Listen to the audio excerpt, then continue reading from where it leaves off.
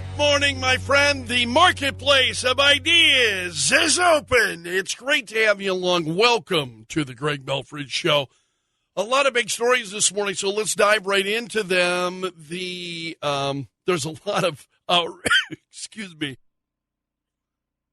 A lot of outrage on the part of Democrats who are melting down. The U.S. Supreme Court is made a decision that they will take up the case of Donald Trump's claims of immunity.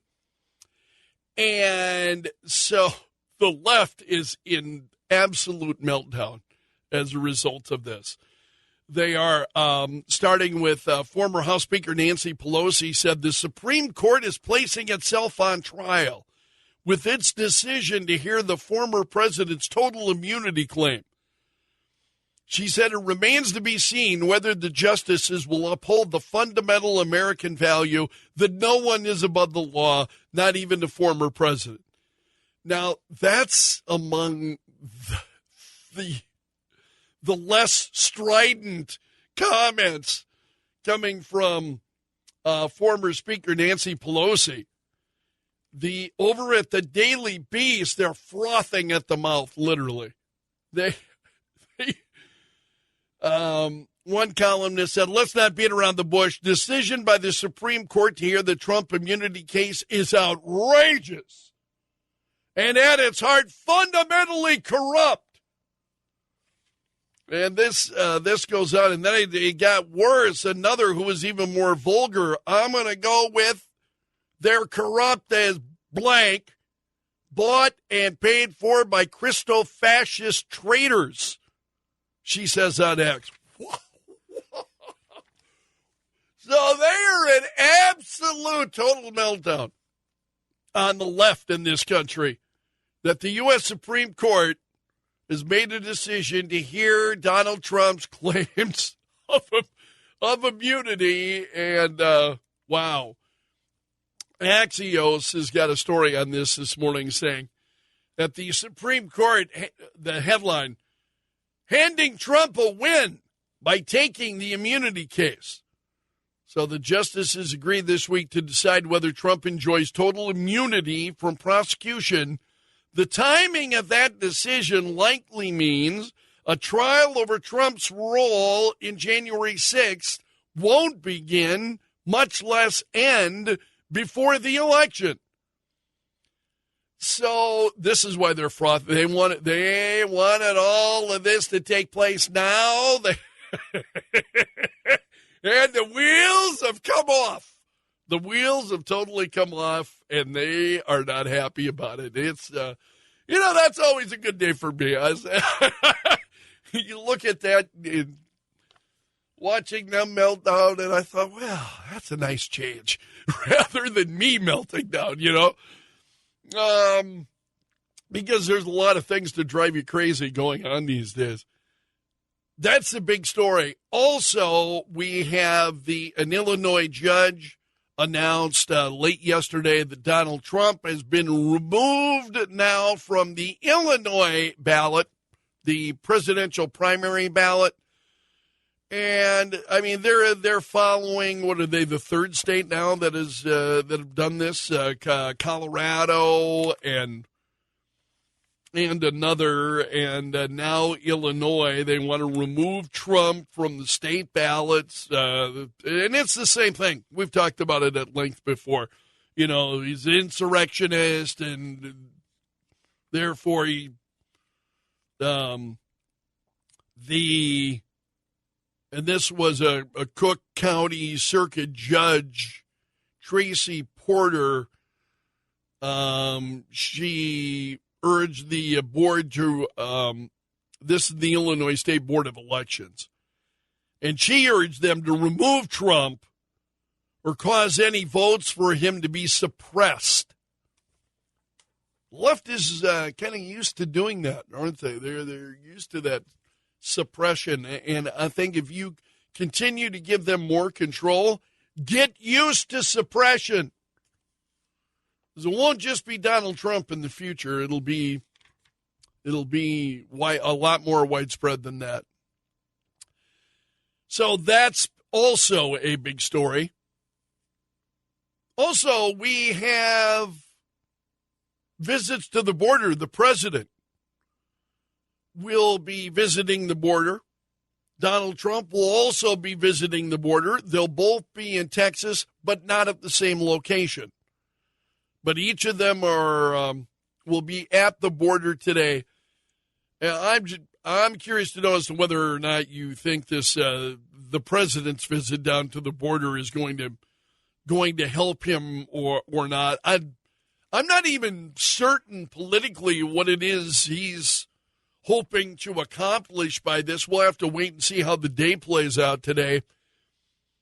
But now he's suddenly, in the midst of this, and I just think it's way too late, and not nearly. He could have acted on this. You don't need to go to the border to understand what's happening in the country. I haven't been to the border, and I get it. You get it. You may not have been to the border. You may have not seen what's going on down there firsthand, but you understand it. I do. So the whole sham of going down to the border in the first place, it's a sham. It's a show. It's what it is. So he and Donald Trump are both going today. Again, they'll be several hundred miles apart. The president, I think, in Brownsville, and Donald Trump will be going to Eagle Pass. Eagle Pass is ground zero in the border, what we see happening on the border catastrophe. Eagle Pass is at ground zero. So we'll see what happens as the day goes on, and likely we'll wind up talking about it tomorrow, but that's a big story. He is about 300 miles apart, I think the two will be. Joe Biden and Donald Trump, they'll be about 300 miles. Eagle Pass, about 300 miles away from Brownsville. But they're going on the same day, and the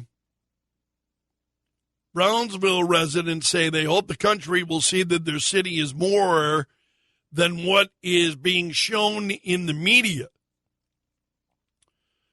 Biden plans to use his visit today to drive the message that Republicans, at Trump's urging, killed the bipartisan bill that would have brought some resources to the area for immigration enforcement. So blaming it on Trump's not. I would Trump would respond to that a little bit more forcefully, personally. The nonsense of that. And I wish other Republicans would do the same, because I'm tired of hearing it. It's just bogus. Other big stories this morning. The president had his annual physical yesterday, and the president afterwards said, doctors think I look too young. And I thought, well, it's because he drinks blood. You know that, right? No. It just feels that way, doesn't it? So the president saying there's been no changes since his checkup last year. So he's brushing off age concerns. And the White House, the Ministry of Truth, Karine Jean-Pierre, the same way. She said, the president, by the way, he underwent this physical, but no cognitive test. No cognitive test. And Karine Jean-Pierre said, the president doesn't need a cognitive test.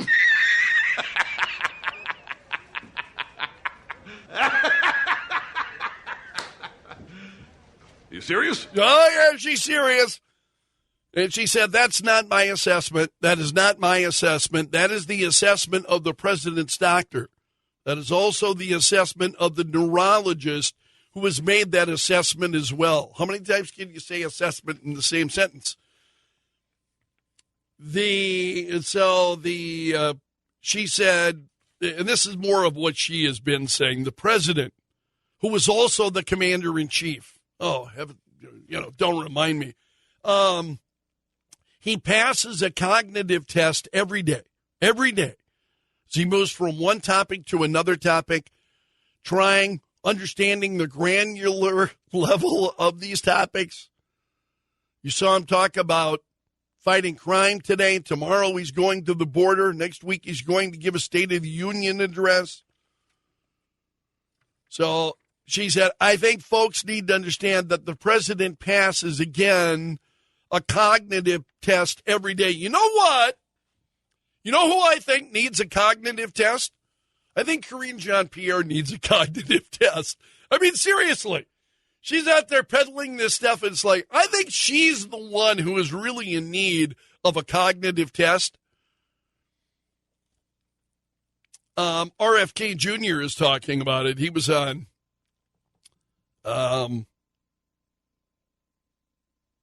Fox News Channel. And RFK Jr. says, no, he says he needs to show the American people he has the cognitive capacity and mental acuity to lead the country for another 4-year term. And he said, I think he needs to come out of the White House and show Americans that he has the cognitive capacity and the mental acuity to handle this job at probably the most challenging time now, at least in recent American history. We're facing issues that are existential. We're involved in 2 wars. We have AI coming down, which is going to change everything, and there's enormous dangers in it. We have an economic crisis in this country where, the middle class is disappearing. It's been torpedoed, where 57% of Americans can't put their hands on $1,000, where an entire generation of kids cannot buy a home. This is a crisis, he said, and we need to, now again, keep in mind, this is RFK Jr., who has been a Democrat, says we need a president who is thinking about these things, who is articulating a solution for the American people, he said. So that was his reaction on Fox News Channel yesterday. Also, a bit of a bombshell yesterday when Senator Mitch McConnell said he would be stepping down from his leadership post in November. And his tenure as leading the Senate, being the Republican leader in the Senate, is the stuff of history. I mean, in terms of length. And so McConnell, who is now 82, he turned 82 this month, he announced the decision in his speech on the Senate floor yesterday. And he said one of life's most underappreciated talents is to know when it's time to move on to life's next chapter. So I stand before you today to say this will be my last term as Republican leader of the Senate, he said. And he said, I'm not going anywhere anytime soon. However, I will complete my job. My colleagues have given me until we select a new leader in November, and they take the helm next January. So there is a lot of speculation as to why he's doing that. Is he getting out of the way of the Trump train? There's been no love at times between him and Trump has been quite critical. And a lot of reaction to this, and a lot of people then who are already vying for McConnell's job as the top Republican in the Senate.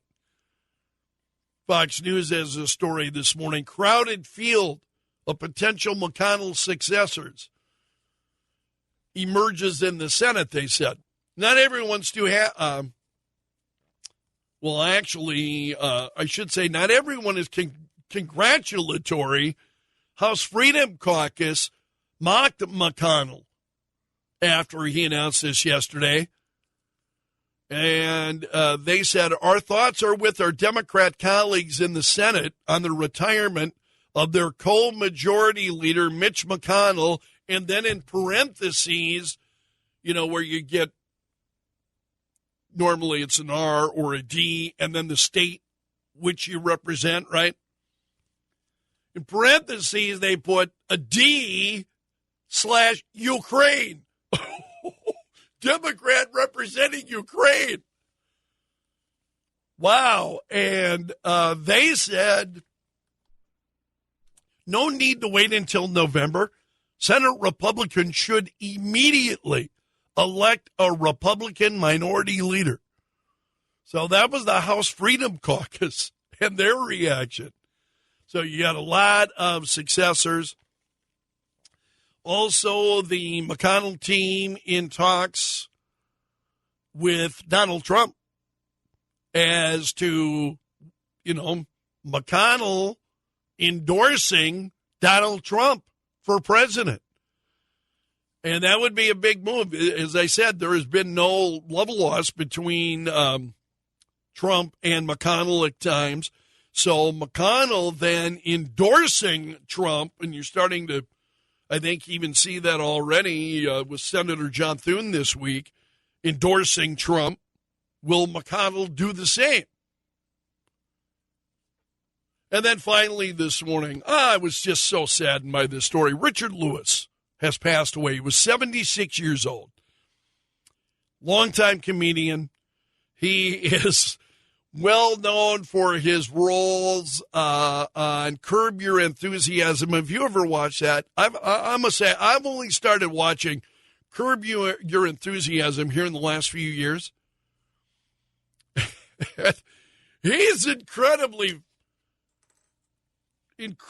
funny on that show. I think Larry David is too. It's just a funny show. So Richard Lewis has sadly passed away, and you've got folks who are reacting to his death. And Larry David said, Richard and I were born 3 days apart in the same hospital, and for most of my life, he's been like a brother to me. He had that rare combination of being the funniest person and also the sweetest. But today he made me sob, and for that, I'll never forgive him, he said. And then, have you ever watched Curb Your Enthusiasm? Cheryl Hines played Larry David's wife in the series. And Cheryl Hines said of Richard Lewis, she said, when I was young, I had the biggest crush on Richard Lewis. He was the funniest person on stage and the most handsome comedian. Then she said, when I was cast on Curb Your Enthusiasm, I got to work with him, and it was a dream come true, she said.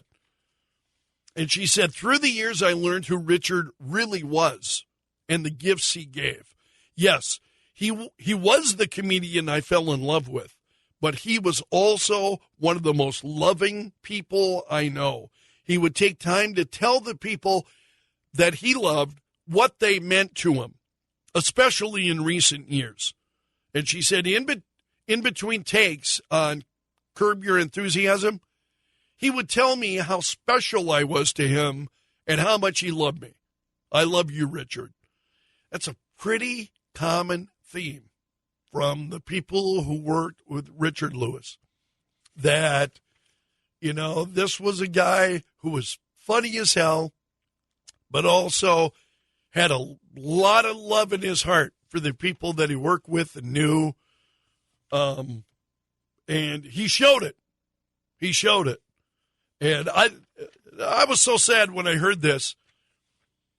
Richard Lewis, always wore black, and I heard earlier this morning that he had